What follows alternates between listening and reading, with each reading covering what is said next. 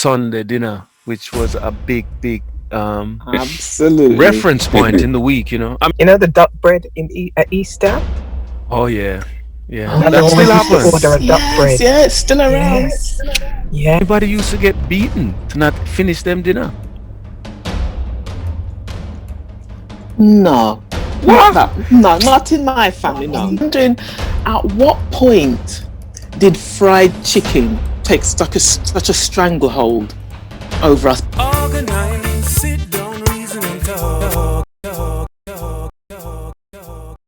Hi, my name's Mercy. One of my favourite snacks, which I've sort of introduced all my friends to. My family are Ghanaian, and although I've grown up in South London and I'm used to all kinds of West Indian and every kind of food, but we have a food that we make from plantain and banana, and we call it kakro. And there's ginger and peppers in it, so it's a really pleasant sweet dessert, but you have to like pepper. I was asked about a food experience, and funny enough, I come down to Brixton to get my African food. There's some chin chin here, and my experience is that my brother's in Ghana right now, and I'm taking some food to his sons. So I got some kebabs, and I got some chin chin, and I got some donuts, and we're gonna call him, and we're gonna, maybe WhatsApp him and show him our kebabs and say, yeah, we got some Ghanaian food too, although we're here in London. I still don't know what it's called, but we just call it coconut. And it had desiccated coconut in it, coconut milk. She used to boil it up to it, frothed up, add the cinnamon. The earliest that I had it, I was probably a toddler. I remember waking up in the middle of the night, not feeling well, and I got made that, and that knocked me right back to sleep. And every time after, whenever I was sick, it was just something that was very comforting, but it would always put me to sleep. And then when I got older, I realised she used to put a little drop of whiskey in it. And that was why I'd always go to sleep after. In my mum's church, so it's a Nigerian church. I remember I had it's something a dish called ayamashe for the first time. So that's like, do you know what red stew? So, but it's green, so it's done differently. You chop up meat in there, a bit of gizzards, a bit of goat meat, a bit of shaki, which is like like the intestine and stuff like that. So it's a bit different, like the line on the sheep's stomach. I know it sounds weird, but soul food, that kind of thing. I remember I had that for the first time. When I say it changed my life, transformative. Listen, transformative. That's my favorite dish to this day. Aquaba to this week's ORT, where the panelists and I have the pleasure of discussing one of our favorite topics: food. Greetings, brother. Yes, man. Good to hear from you. And you, my man, how you doing? Very good, very good. Nice. Greetings, brothers. We have full house. What is it? Wow. Greetings, sisters. Greetings, everybody. Greetings, sister. Been a while to Right hear back from at you. Tell me about it. Yeah. Are we all well? We are all well. Every so often, technology wins the battle, so I just have to retreat and live to fight another day. We're discussing food today. Yes. Okay, good. All right, so welcome to this week's ORT, where we have our resident panelists all with us today. I'm glad to say we have our voice of compassion, Ebony Harmony. We have our Greetings, everyone. our king of one-liners, Brother S, and our eye of analysis, Kindred Spirit. Greetings, all. So, what's been catching your eye? What's caught my eye is that 6,000 doses of the AstraZeneca vaccine has arrived in Ghana. Yes, I had heard that there was plans for the whole of the population to be vaccinated, but I don't know how that would be done and where consent fits into all of that. But yes, what's been catching your eye, Kindred? Various things. I'm interested in the numbers being quoted about the take-up rate of COVID. That's got my eye. I'm not sure what to believe at the moment in terms of the take up rate, so that's interesting. Um, some very high numbers being quoted. I've heard 10 million so far. Okay. Not sure about that. Not sure about that. And I'm just still thinking about the implications of all of that. And outside of that, the announcement about the kind of the roadmap back. I'm thinking about what the reality of that is going to mean for people. So that's on my mind at the moment. What's that? The road back? The road back, yeah, as they call it. Was it the road map, the route map? Yes, the Okay. roadmap. The road map back, yeah. To where? And well, exactly, yeah. What is normality going to look like? Okay. What exactly is that going to be? Yeah, yeah, yeah. I thought Because that you can't put the normality had genie been back in the changed bottle, now. as they say. Yes, and I Yeah. thought that normality had What's just been going to be changed the new anyway. normal? Mm. Well, you do recall the Bionic Man, don't you? Maybe that's I what's on do. the cards, Back you in know? the day. Yes. Back in the day. Mm. Implant and a false eye and all the rest of it. There you go. But yeah, thank you for There you that. go. Brother S, what's been happening for you? I'm looking for a particular story from you as a football fan, but let's see. Oh no, I've been skirting over that, but it's a really, for me, it's been a bit of a fault season, so I haven't really been following it with any great passion. I think the limitations, restrictions of not having any fans has impacted the sport, and not just that sport, but many other sports where we're getting some strange results, and you know, it's all around. Strangeness is all around us. But I think most recently I was impacted by the loss of somebody who I would refer to as a cousin. Really grew Okay. up with the family, and the funeral was yesterday, and I attended the cemetery. So that's been, I think, when you suffer loss of somebody close to you, it wakens many other issues emotionally in me, and so I just been trying to use that as a time of reflection, really. Oh, sorry to hear about your loss. Yeah, no problem. Sorry to hear about your loss. When I was making the football reference, I thought you might have heard about Wilfred Zaha, who said he's not going to be taking the knee anymore. Yeah, I did hear about that, but Yeah, again, you have other pressing issues. yeah. I think in the whole scheme of things, he is one amongst. I don't know. Maybe it's a growing trend that they're thinking, what's the point, and or thinking about the point of it all in terms of it as a statement. So, he's due his opinion, and this is going to go on for a while because he will remain black, and the issues. How do you know?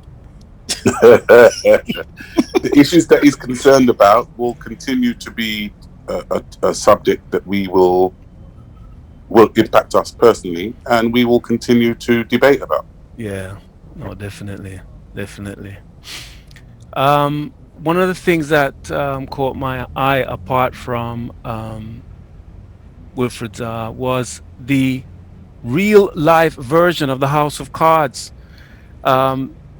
with the attempt to impeach Donald Trump, where they were 10 votes short after the January the 6th coup, or attempted coup, to try and take over the capital, and what's been happening since, this kind of public parade of stamping down on homegrown insurgents.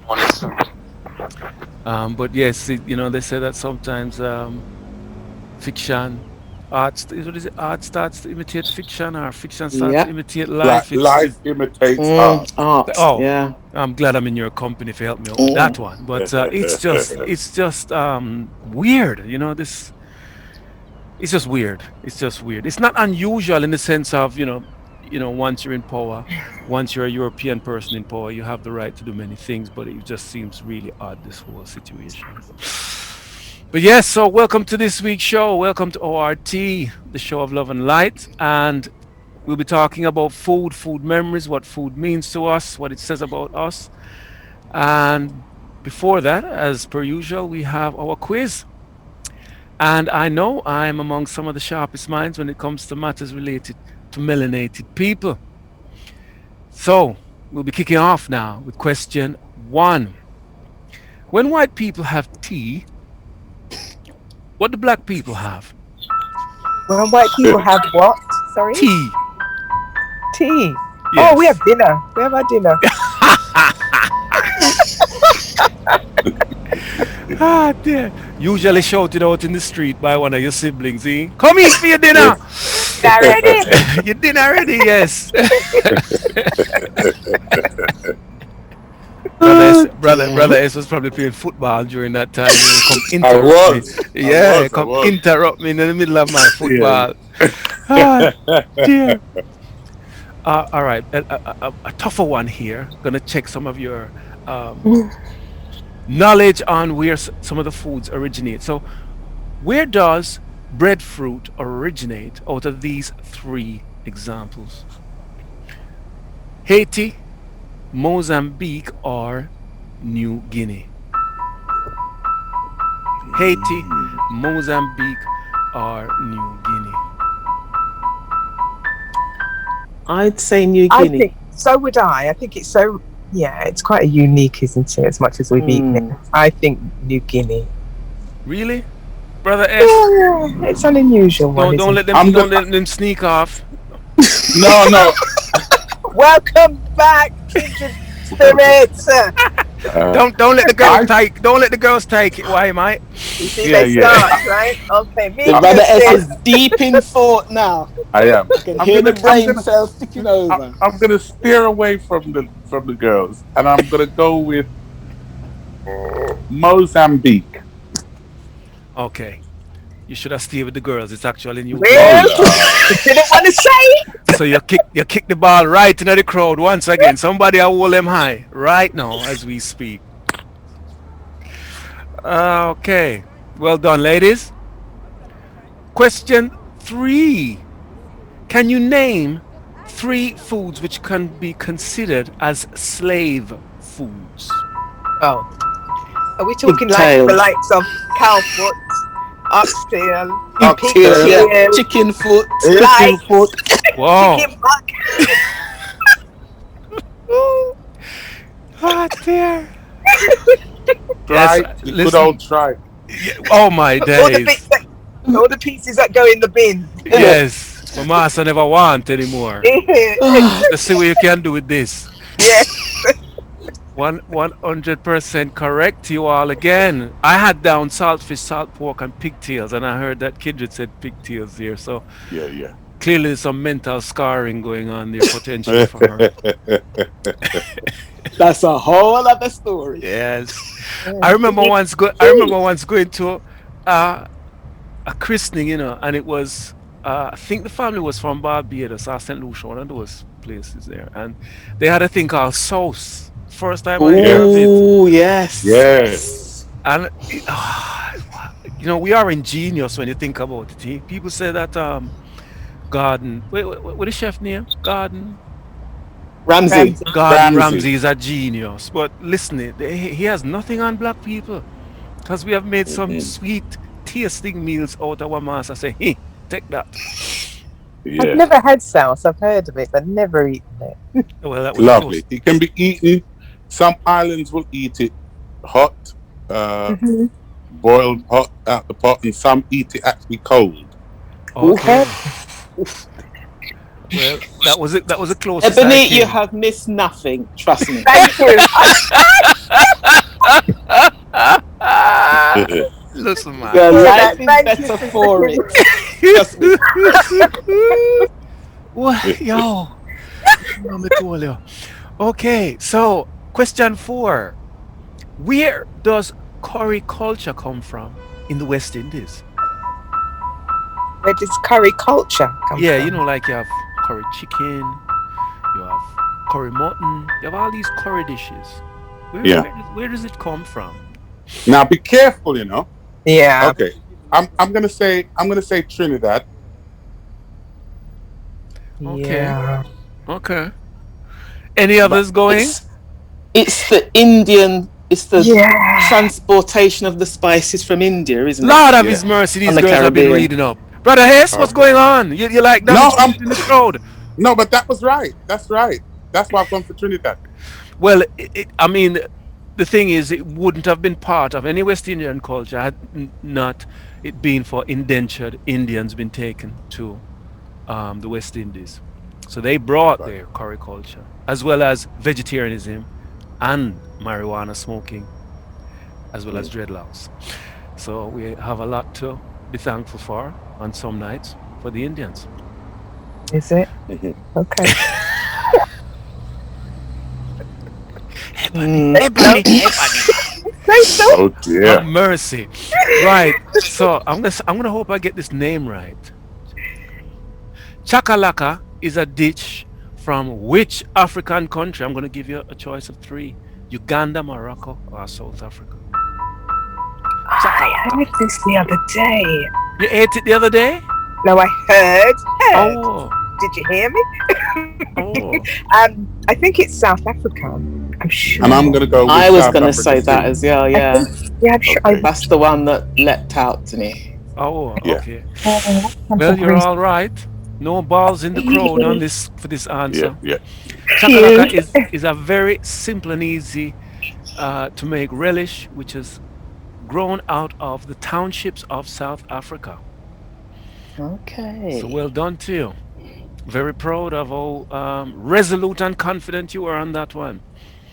Yeah. Question 6. Back in the day when your mom went shopping or your dad went shopping on a Saturday and the food was eaten down by Wednesday, come Friday evening, what's one of the dishes that you made that I've noted here out of the scraps left in the house?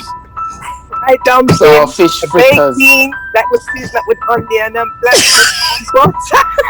Okay, No, that is the Plantain one. on the side. That's not the one. it's not the one.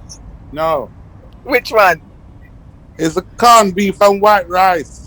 Friday, boy, you did have That money was- on a small no, family, clearly. Yeah, exactly. That's the main Eh? meal. It's only two siblings in your family. With sweet corn. Hey, listen. Oi, Hey, oi. listen. My mom could take one tin of corned beef and feed 10 smaddy. Yeah, Shit, right, brother Ed? not 10 in my family. Oh. Okay. Did you have the sweet corn with it, brother Ed? With the sweet corn. and none of the plates would need washing after. I actually went with Ebony's answer, but I'm gonna give you all a point actually because we're talking about your experience of it, which is fine. And question 7, this is the last question now. Lord Kitchen had a song where he sung about a woman's body parts, Oh. mentioning a foodstuff. What is the name of the song? Sugar. I didn't hear about the song that. What's the name? Is it Kitchener? Did Kitchener do sugar pum pum? Listen, man. Sometimes young people listen to this show, you know. Oh. What did it say a while ago? Is it sugar? Yeah, sugar boom, sugar boom. That's it. That's Ah, it. yes, That's of it. course. Sugar Boom Boom by Lord Kitchener. Yes. And let me tell you that. I thought you said did. sugar something else. Oh, no. I say I have to clean me ears good, brother. Hess, you're getting Oh, out on dear. us. But and any That one volunteers? Huh? That one was brother S's. It was. You know, was? because- Yeah, All we'll right. give you that one, brother. That one- Well, Definitely. in Yes. that case, you're gonna have to sing the chorus or sing us out. Okay. Ooh. Charlene.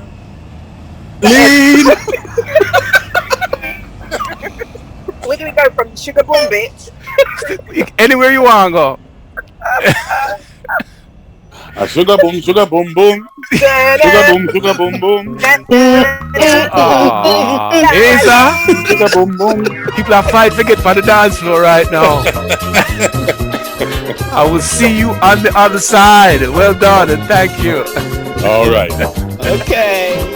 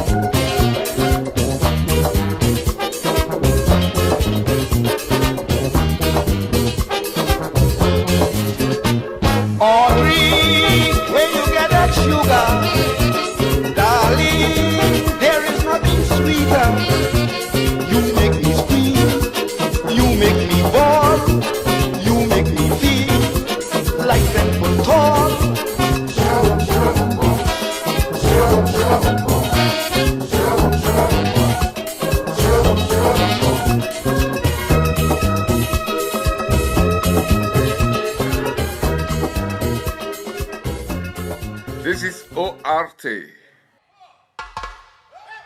This is Solomon from Black Child Promotions, one of the UK's best black book distributors. And we operate across London. Our main locations are usually Oxford Circus on Tuesdays or Wednesdays and Brixton Thursday and Friday. Come check us out. You can also check us out on Instagram at Black Child Promotions and Facebook Black Child Space Promotion. Peace, family.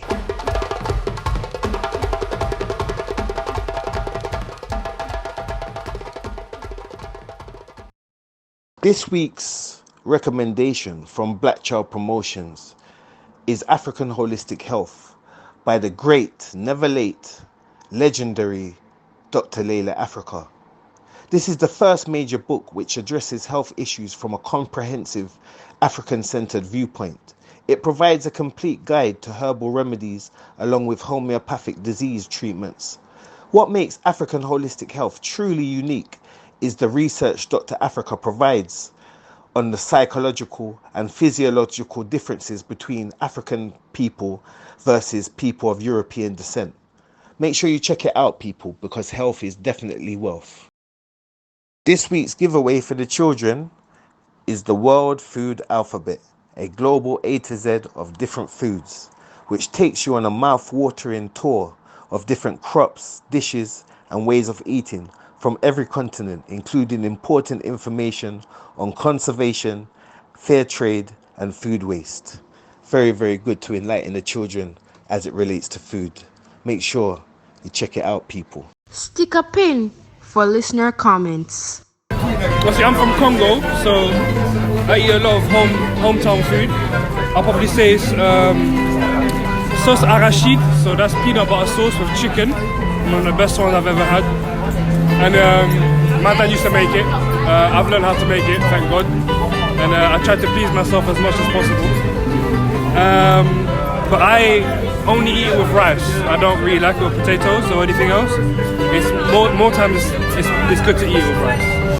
Well, to be honest, my favourite dish is actually ackee and saltfish. My dad makes the best ackee and saltfish that I've had, because he's not a person that really likes to use a lot of oil, and because I'm a big guy, so I want to lose weight but still eat my good food. So a little bit of oil there, here and there, it's all right. But I feel like it's the best in terms of if you're not eating meat, and like if you just want hard food, then ackee and saltfish on hard food, I could literally eat that every day. It's like one of my favorites. But yeah, that's literally me. Can you cook it? Can I cook it? Unfortunately not. But I am trying. I I will give myself at least a month until I perfect it. ORT, we do it cause we love you. This show is sponsored by Sunrise Organic Sea Moss, whose purchasing details are in the description below. Sunrise Organic Sea Moss. Who say can drink sunshine? Now back to the debate. We have another one too, still with plantain, but that one we call kelewele. Put all the ingredients together like a fritter, but the main ingredients being banana and plantain, ginger, scotch bonnet, a little bit of nutmeg, and obviously you're putting a little bit of flour too to bind it like a fritter, and sensational. One food that I really like is like callaloo with coconut milk, smoked meat, crabs. Stop being a wine up. It's full of coconut milk, it's got green banana, yams and dumpling, and it's hearty. It's a nice food, especially now we're going for the winter season and we need coconut in our food as well. It's good for the memory, and spinach, which is good for the body with calcium and iron. So this is one of my meals that I like. That's from Dominica. So greetings, I'm Sister Anaya. My experience with food is, it's just a massive change since growing up. I grew up mainly on Caribbean food, Jamaican household, rice and peas, all the meat you can name it. Every Sunday, Mummy brought out every dish. But growing up, I realized that I needed to change to a more alkaline diet, and I had very bad acne growing up. Terrible. When I tell you my skin, I give thanks that it's really cleared up, and it's only cleared up through a better diet. Lots of water. I always keep hydrated. Greens, quinoa, just things that are not meat-based. I cut out meat about 20 years ago as well. So from that, it's not 100% clear, but I'm definitely on my journey to wellness, and I'm not turning back. Sending love out to everyone today. Peace. Welcome back. Yes. Like honest, what? You had me cracking up, Brother S, man. That Wilfred Saar will always be black. That one was so funny. Yeah, I watched it and just shook my head like, okay. So I wonder sometimes about, and of course this is always going to be, he has to use his platform, and actually I'm being a bit unfair of him. It shouldn't be an expectation that we think that everybody who does have a platform and does speak out should do so on behalf of all of their race, because that wouldn't be the same when we compare that to our Caucasian cousins. They would be allowed to say, they would be saying what they want to say from an individual standpoint, and so probably I've been a bit unfair for having too high an expectation of him. It's all right, man. We're gonna bring him back to discussion one day and put him on the roaster, put him under the microscope, and see what he's stirred up. Yeah. Yes, you had me chuckling, man. So, welcome back to ORT, where we're going to discuss about food. And just to announce the winner of last week's quiz, which was if someone could answer where it was that Walter Rodney was born.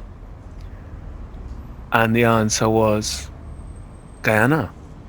A very influential man. We've got to say give thanks to Capri for sending in her answers to that. And you'll be getting a copy of Malcolm X by Arnold Wolf, illustrated by John Wilson. Well done to you.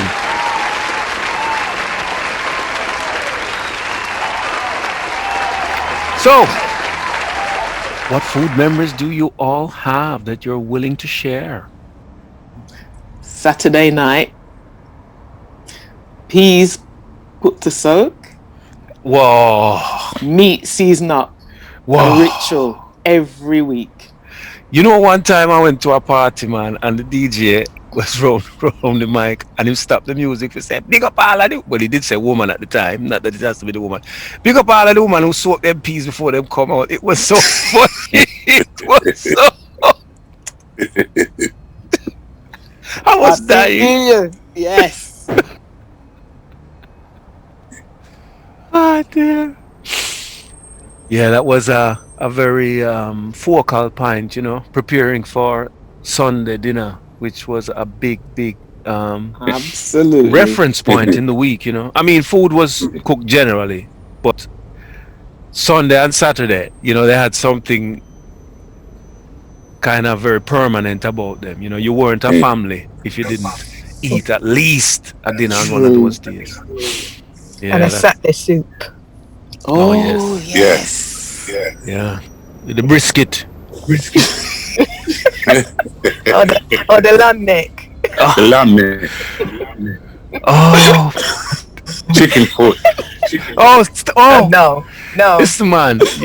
Listen, man. My Don't sister put listen that this. one. My sister in Florida listen this show. She love chicken foot. So here what happen? On the take time on the talk.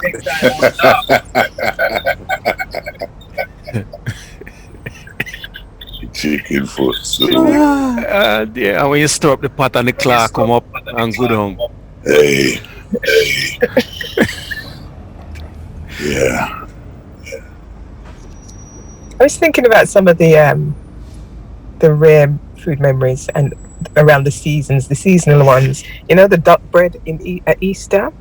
Oh yeah, yeah. I That still always used to happens. order a duck bread. Yeah, it's still around. Yes, ordered the duck bread, and that was, as a child, that was something quite exciting. So Yeah, it's bread, hard-dough bread formed in, as a duck, and it was quite large, and quite an exciting thing. yeah, yeah, man. That was that. And the rush for the Easter Friday or the Bad Friday, no matter how you all look on it, it was the rush Yeah. to get your bun and cheese and stuff like that around that time. Christmas. And to fry the fish like the day before, because fire would never go on the pot on Good Friday. Yeah, So mother would always fry the day before and have that done before Friday, because no cooking for Good Friday, no fire under the pot. yeah, definitely, man. On a more kind of troubling note, did anybody used to get beaten to not finish them dinner? No. What? No, not in my family, no. I wish I grew up in your house. We're too glad for it.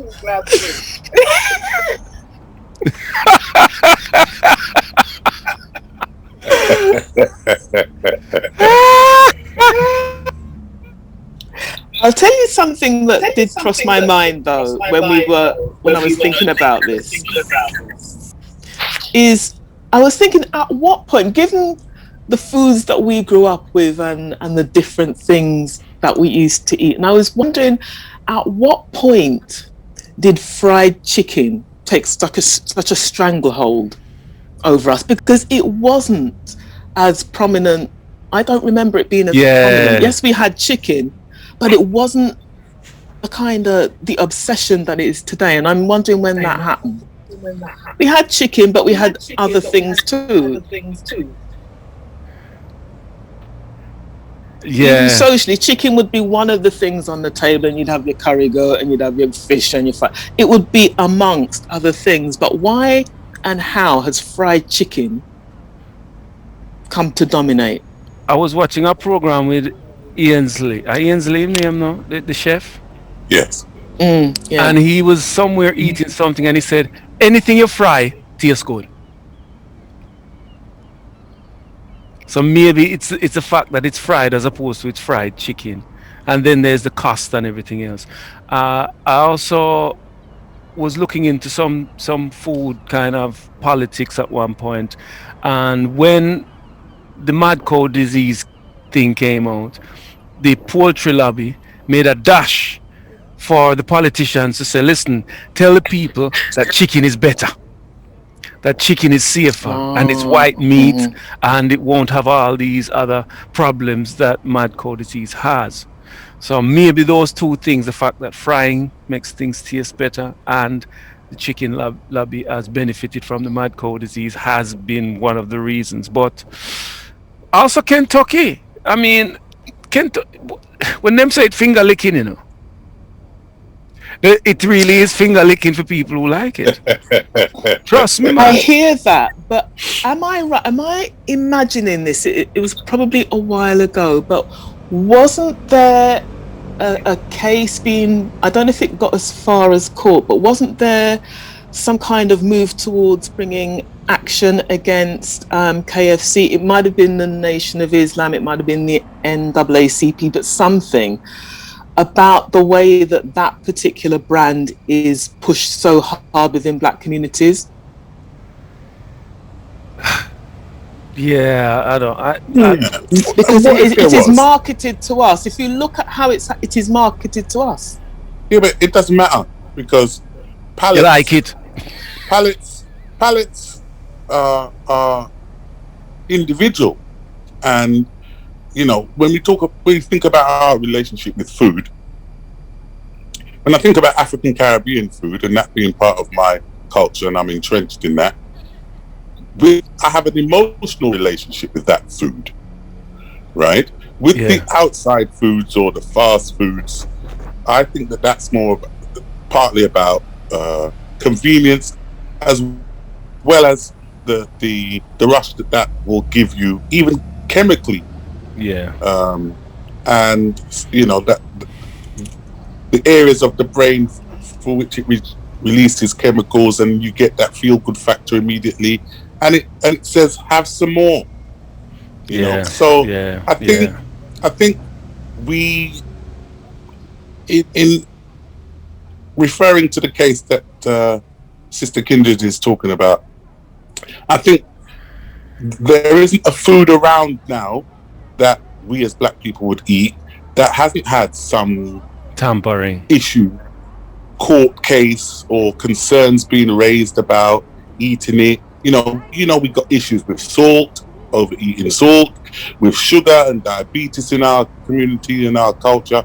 And I think people will still decide their food tastes based partly on the emotional relationship that they have with it, but also through habit. And who would want their whole culture, if it was thought about all of the seasonings and different types of things that we put on our food, if some scientific body came out and said it's all going to kill you, it's all highly carcinogenic, it's all really bad for you, we would be up in arms. I completely hear that, Brother S. It's just it's something about the way that KFC was marketed in a way that McDonald's and other fast food brands were not. I mean, wasn't the slogan, "It's got soul"? Didn't it actually have that slogan at one point? Oh gosh. KFC, it's got soul. Yeah. Okay. That was the slogan for KFC for a while. Yeah. And predominantly black people in the commercials. Yeah. And when you're talking when you're talking about Kentucky, you're talking about the various versions, Tennessee fried chicken and all the rest of it. That's another big shift for us, eating on the street. That used to be so frowned upon. To be outside some fast food place with fries and chicken and stand up with two of your friends and everybody's hands in the food. That used to be so frowned upon. But now it's just a done thing, isn't it? Well, I don't know that it is, but there are reasons for that. If you think about affordability, you think about in our time, and I'm talking about us as a group. The idea that you could afford regular takeaways on your way home from school was not possible. We didn't have the money to spend on chicken and chips on the way home. Right. You were lucky if you had some spare change from the fact that you got on the bus and the conductor didn't take your money. But did you want to eat on the street? Did you feel compelled to? I guess is the thing, Yeah, that's different. No, I for me, irrespective of if it was a school day or even during the holidays, I still had it imprinted in my mind that you ate at home and that there would be food at home. So wherever you were, you eventually your belly would remind you, and you'd say, "Listen, I got to go now because I'm hungry." And you knew where your dinner was, and that's where you were going. You weren't looking to stop off anywhere. But yeah, I think that the mindset around the about eating and the necessity to eat and eating practices, eating etiquette.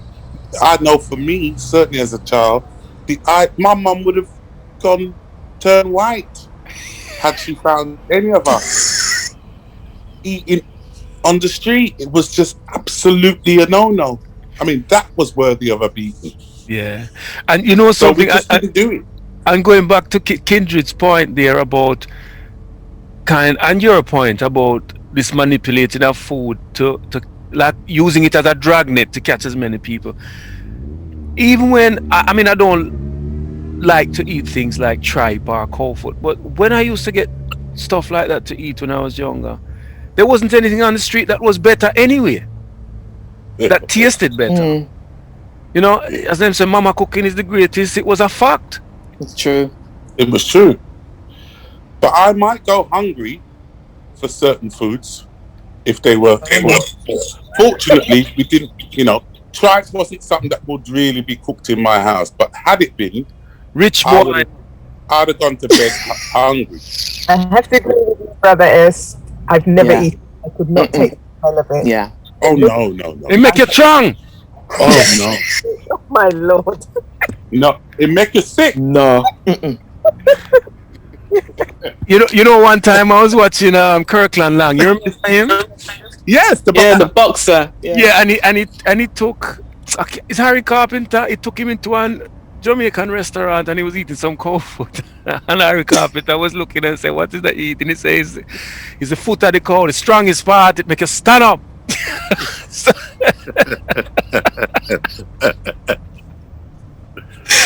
Oh dear, I said, "Oh, this food." Oh dear. So what about in my house we used to have lots of parties, and I used to always remember coming down in the morning, going in this big pot and taking out some cold curry goat. It used to taste so Oh sweet. yes. Oh my gosh. Oh yes. Yes. Right? With all the I'll settle upon it, I'm still a beat it, It's beautiful. Oh, it's beautiful. Now imagine that now. This thing that we had in our culture to the point where now in Britain anyway, to go and think about going to even our own Caribbean restaurants or takeaways. And I bought a takeaway last Friday, oxtail. I'm a little bit peeved about how expensive it is now. In comparison to, let's say, 10 years ago, right? So the idea that Caribbean food has become more popular nationwide has pushed up the price. Yeah. It's a strange thing, because as well, Caribbean food is something that I grew up with the idea that that's not what you go out and buy. That's what you have at home. Yes. Because no one's going to cook it better than my mum anyway. So I wouldn't necessarily go out and buy it. So you might go and get the KFC or the something because that's like an optional extra. But what your mum cooks at home, you're not going to get that anywhere else. Indeed. And yeah, it's a bit of laziness, but also I agree, because if we were going to have a birthday do or a celebratory do now, again, I might be a bit screw-faced about them saying, we're going to this Caribbean restaurant, because I'm thinking they're just never. Why are we going to do not that? The same. We cook that at home, and I know we're just going to be overly critical of the food in the restaurant. Make we kill the goat in the backyard. There's also a flip side to that, isn't it? In regards to where you then would prefer to spend your money. That's the other thing, sister. Yeah. That would make me have to reconsider, because we need to be buying black, we need to be promoting black, and you make a really good point. Dinner times, sitting down with your siblings, having a meal together, picking up on all of the stuff that's been happening at school and what have you. I wonder how much that has changed now with the very fractious working regimes when people coming in all hours. You have young people nowadays who are working in retail stores and they're not home for dinner. I wonder how much it has changed now. Meal times, dinner time with the whole family. Massively. And I would add to that the microwave oven has Oh been my a game gosh. changer as well Oh my gosh. in The terms of our eating radiation habits. box. Yeah. But that, I mean, I can remember one time, I got in some problems at school, with the next youth. And I never want to say nothing, but my brother go open up in big mouth, round the dinner table, and me just see the blood run from my mother face when she hears somebody trouble me at school. Because I never want to say nothing because I know she go kill somebody. So, um, she went to school the next day and take me to every single class until I could find the boy, and then she gave me one spanking, She mashed up the boy in the class, and she mashed up the teacher. But had we not been having dinner times, it may not have come out. So many things around the dinner table at times that you wonder now if there's a loss for families in terms of how they function by not being able to sit together and eat together. Definitely. And I'm guilty of that too in my own home. So I know that is something that we held dear at one time. But the Western ideology and the pace of life and the demands and expectations placed upon us in our various roles now means that is less possible. Yeah. Some of that change perhaps happens as your children get older, and become adults, and perhaps that they have their own life and do things a little bit differently according to their generation. And perhaps we use technology in a different way to have that kind of communication throughout the day, or you might message your child and how's your day at work or what have you, or so perhaps there's a different level of communication as well. As I said, that change of eating meals together perhaps comes also with the the developing ages and stages of your children perhaps too. Are you saying perhaps as it might be happening and you're wondering, or you've seen evidence of there? No, I think it's a given that as your children get older, 19, 20, etc., they're unlikely to be home for 8 o'clock to sit and eat dinner with you. I don't know, I know some 40-year-old man still there at the mother house, But that's a different thing though, isn't it? And they still go out, they still go out and eat elsewhere or with them not missed for them dinner. They're not missing it. Concern about them then. I don't know if it also is a reflection of how much cooking is being done as well, because the sitting down and the eating of the meal is the end, that's the end of the process. But if there's no actual cooking or very little cooking being done, you've missed the Or you could all be at the table and everybody's on their phone.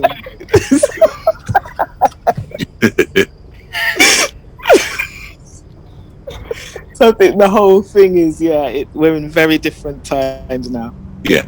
I think we've adopted a far more Western ideology as regards to the concept of eating together. And that being something that draws the family together. It's true in the rituals around it, because we had to take turns to set the table.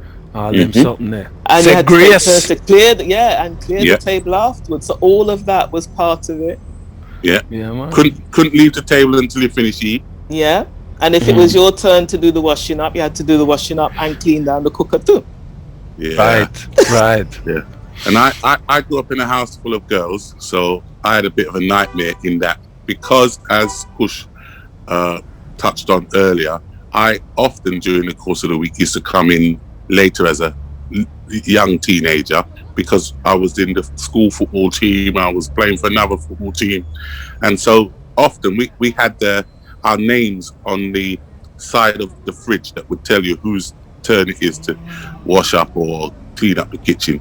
And my sisters, spitefully, vindictively, I love them, but I know they used to do this to me deliberately. So when the pot was finished, the big pot, rather than pour water in it to make it soak, they would leave it by the window, and that stuff in there used to dry out. Oh dear. Dry out. I can hear the pain in your voice. So I can hear the pain. Yeah. Many a skin from the knuckles of my hands did I lose with the fenke Brillo pad and the what left already washed down squeezy bottle, having to scrub that pot and have my mum inspect it to the point where she would say, well, all right. Yeah. Painful memories. Can I ask you one question, Brother S? Did you used to put the water in the pot and then put the plate on top of the boiling water to heat up the food? Yeah, man. We still do that. If me can't find the pot cover, you know. No, I tell you what I learned to do instead. And I still do this sometimes now. Right? Because I'd come in later. Rather than go through all of that palaver, I would take the frying pan out, toss everything in the frying pan. Oh, you do it that way. What? And I eat it straight from the pan. They say I want a rich boy, that man. Him have more than one pot, you know. Living the life. And you know something? Very privileged upbringing, Brother S. Yes, man. You must be joking. We're living large. Listen, that wasn't living large. That was innovation. That was creative cooking. You have innovation, we have desperation. I'm just proud that we have someone from Eton on the show as a regular panelist. I'm just so. But you know, when you touched on Brother S, when you were talking about the work, it was very biased back in the day. Cooking and the cleaning was women's work. Yeah. So I wouldn't even be surprised if there's a generation of women now who don't even want to visit the kitchen, would like to even order the food because they've just been given so much hard labor. The only thing that I was expected to do was go to market and buy food with my mother. That was the only Which thing. I did. Yeah. Quite right. And I did that too. And I have been scarred by that. However, the counseling is taking root. But there is something about recognizing how unfair it was on the girls and the sisters during that time, because it was very labor intensive. Seasoning up that meat on a Saturday night and it gone underneath your fingernails and the Scotch bonnet. Whoa! and I burn the ears off of the chicken. Oh. Yeah. White rice. Yeah. And I'll tell you something. One a good lesson for little boys growing up in house full of girls, when your mum is trying to instill in you some of the cooking rituals and things which will help you as a young man when you eventually leave home.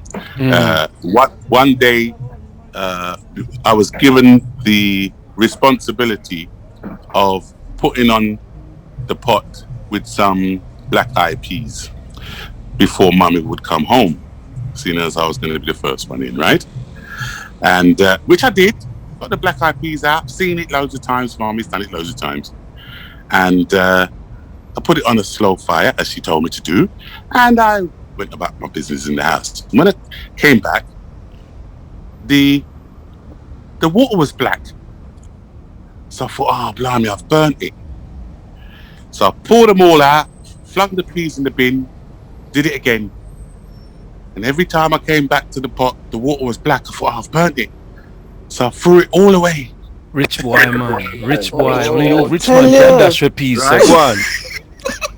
Threw it all away, waiting for my mum to come, expecting I'm going to get a beating because I got to tell her the story. And she laughed so hard when I told her how many times I had thrown away and you know, not knowing that the water was due to go black. Right. That was a valuable lesson. And she felt so sorry for me that she didn't beat me for it. And she then showed me how to do it properly. And then I never forgot. Oh, lovely. That's a happy ending, brother. It's happy Lovely. ending. But let me ask you something, brother. Is were you shown how to cook by your mom, generally speaking? Yes. Eh? To gut fish, to clean a chicken, to take out the bile, to take the skin off the liver. Oh, my mummy did all of that. Showed me all of that. I never get shown none of that. My brother was shown how to cook because my mother had this. Yes, definitely, because and how to iron and how to sew. Because And how to iron and sew. Iron and sew the food. My mother always said. Yes. So I could, like your brother, I could. My mother was of the mind that her son was not going to be hungry or walk looking like a tramp because his wife or his partner was vexed with him. That's right. That's exactly the same philosophy my mum had. So she taught me to sew, to iron, all of those things. And they've stood me in good stead.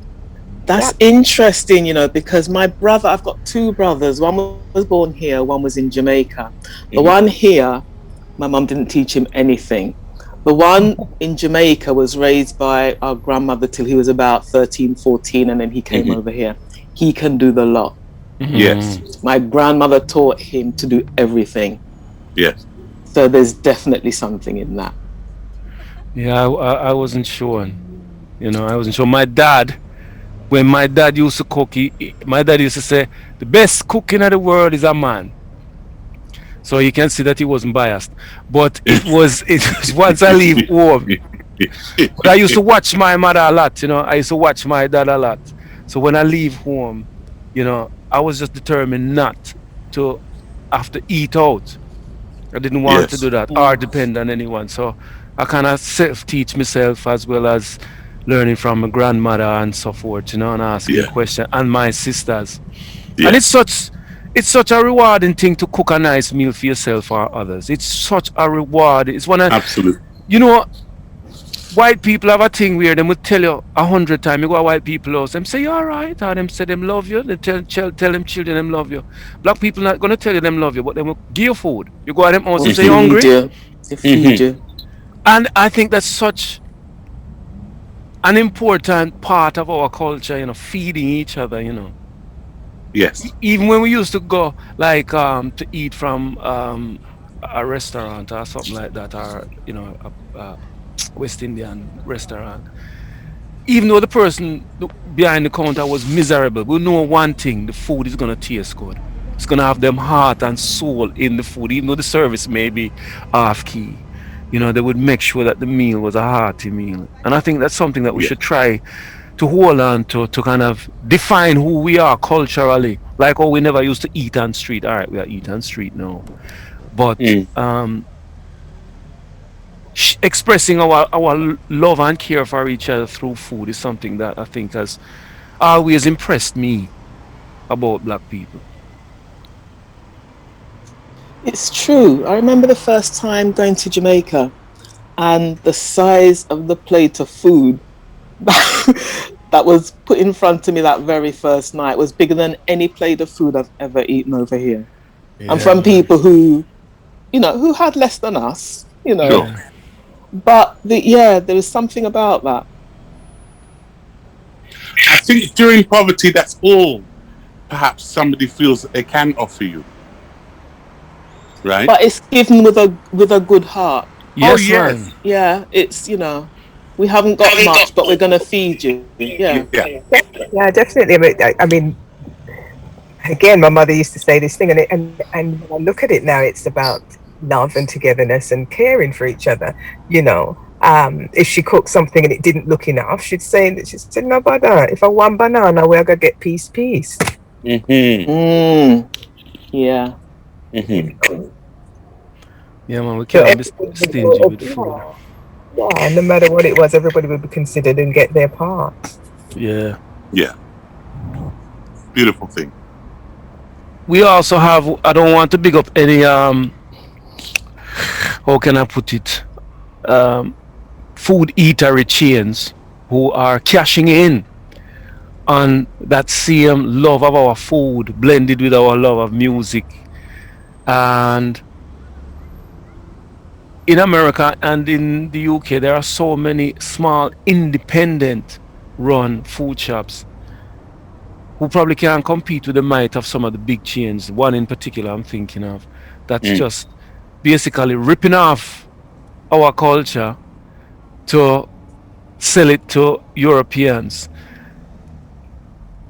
This is how far I think we've come in some ways. We're not having family meals.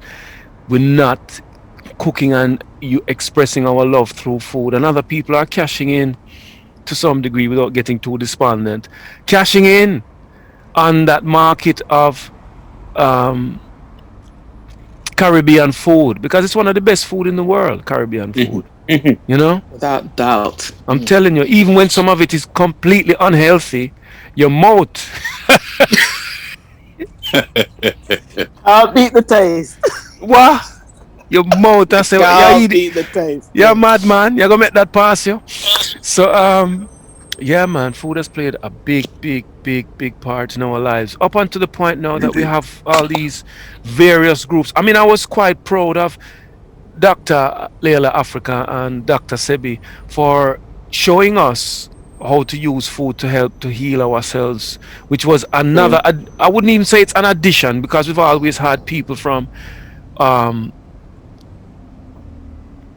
our past who have had a close relationship with herbs and how to use herbs and such delights to help to heal the body.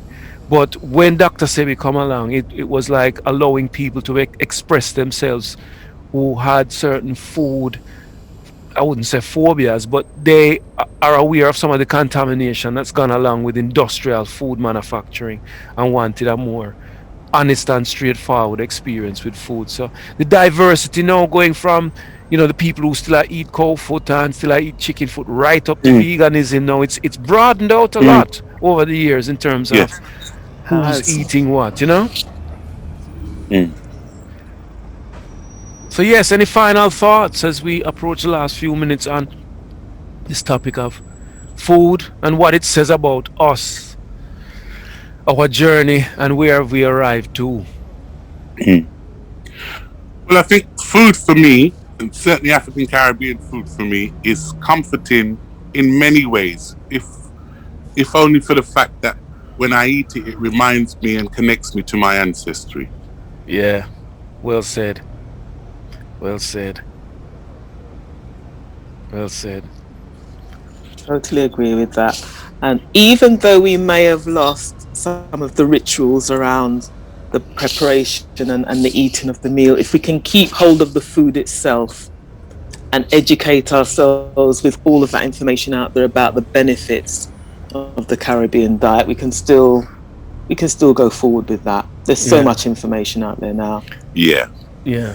And I do think it's a plus. And although I was being a bit flippant about Gordon Ramsay being a genius, I have to big up the black women, like my sister over there in St. Anne's, these people who have this culinary skill to just make something both pleasant to look at and delightful to eat from a few scraps sometimes.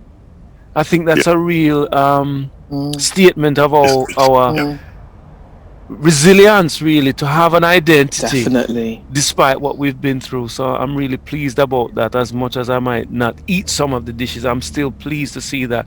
As well as seeing how many other nations are interested in our food. They want to eat our food.